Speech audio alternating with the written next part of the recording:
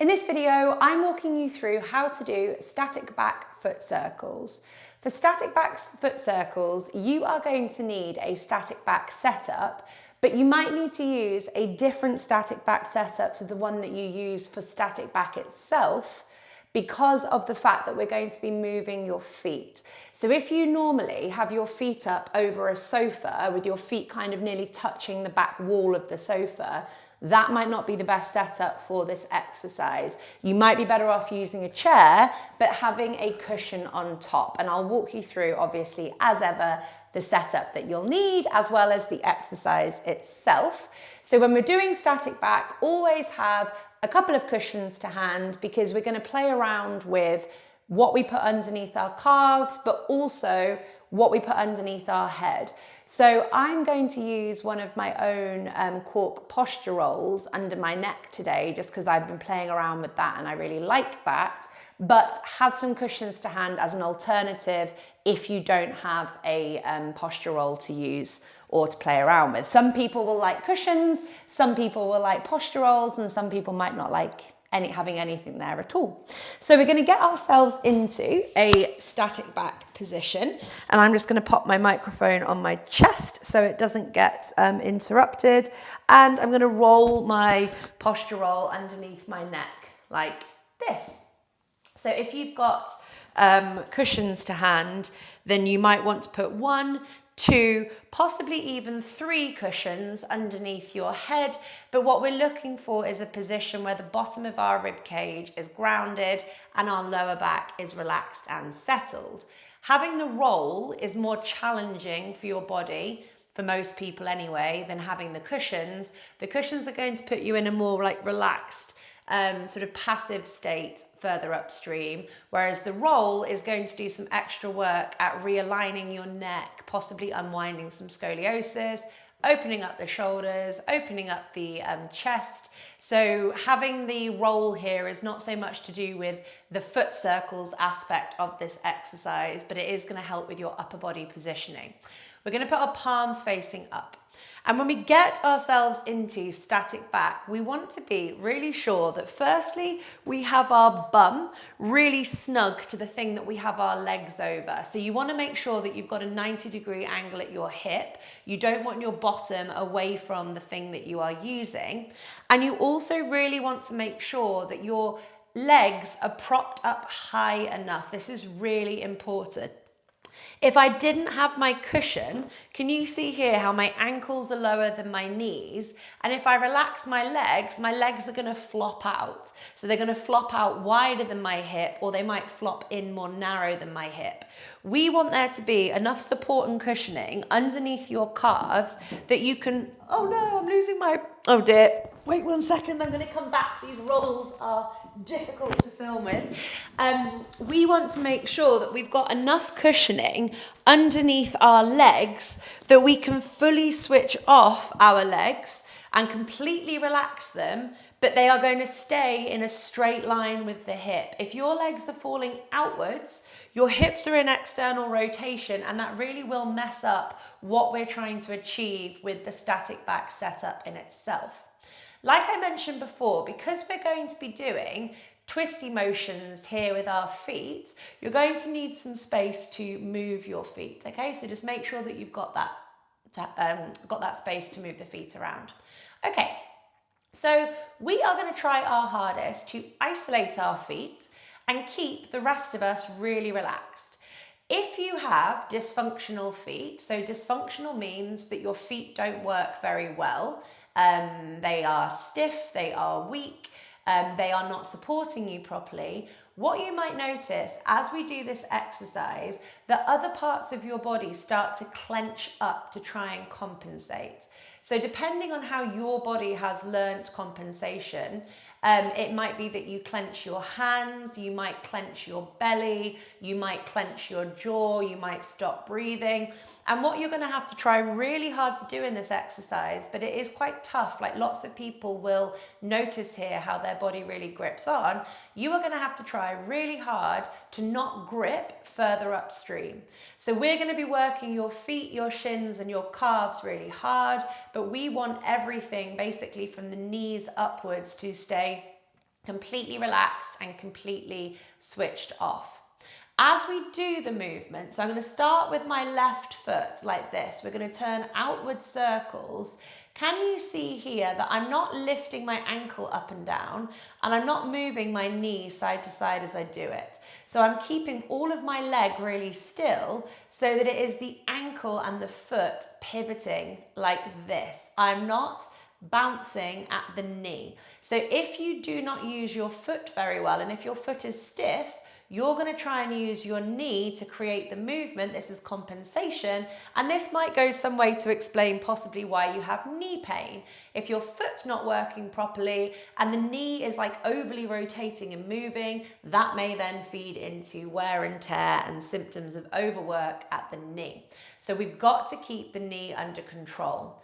My top tip, as we do these outward circles like this, is that you go way slower than you want to go. So your brain is going to want you to rush, because that's going to make it much easier to use momentum and to avoid the really sticky bits of your feet. You want to go super slowly. It doesn't matter how many reps you do.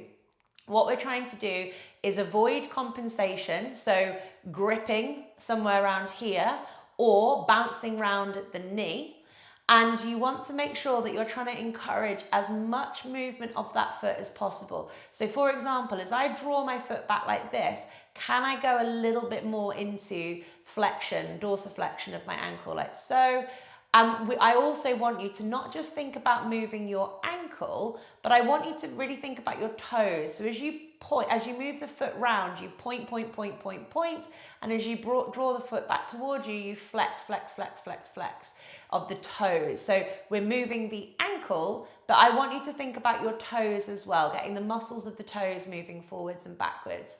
Upper body stays relaxed, knee stays still. We are going to do, for the sake of the video, 30 seconds in one direction on that left foot, 30 seconds in the other direction on that left foot, and then we're going to finish with flex and point, flex and point. Notice here that I'm not lifting my ankle up and down as I do that movement. So again, if you struggle with movement of the foot, you're going to use your knee to kick the ankle up and down. The leg stays as still as possible. We're trying to isolate the foot. If you're struggling, if you're noticing that knee bobbing around, you've got to slow down and you've perhaps got to reduce the range of movement that you're aiming for. Okay, 30 seconds on my left foot, off we go. So we're going way, way, way, way, way slower than our brain thinks that we probably should be.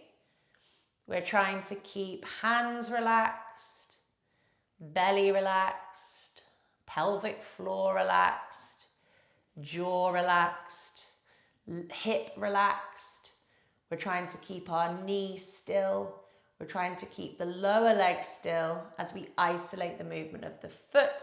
Swap directions, so left foot moving inwards. Don't be concerned here if you get kind of clicks and cracks and pops and things like that. It's just a sign that you're mobilizing a stiff part of your body. Upper body stays relaxed. Maintain your nasal breathing in and out of your nose into your relaxed belly. Trying to get those toes involved in the movement as well. And we are going to now move on to point. Point so hard that you try and get a cramp in the arch of your foot. Flex the top of the foot back towards you. Notice here how I'm not lifting my ankle up and down off my cushion. I'm not going fast. I'm pointing so hard. I'm trying to get a cramp in the arch of my foot. And as I flex, I'm getting a burn through the front of my shin. Keep the rest of the body relaxing. And that is time. So we're going to do exactly the same thing on the right foot. I recommend, if you're doing this exercise again in the future, to swap the foot that you start with around. It just helps to kind of mix up the demand that you're asking of your body. So off we go, keeping everything else relaxed, calm, steady, nasal, diaphragmatic breathing, keeping my right leg still and isolating my right foot. Outward circles first, off we go. So getting some nice little cracks and clicks as some stickiness in my right foot is starting to unwind. My jaw stays relaxed, my belly stays relaxed, my hips and pelvis stay relaxed.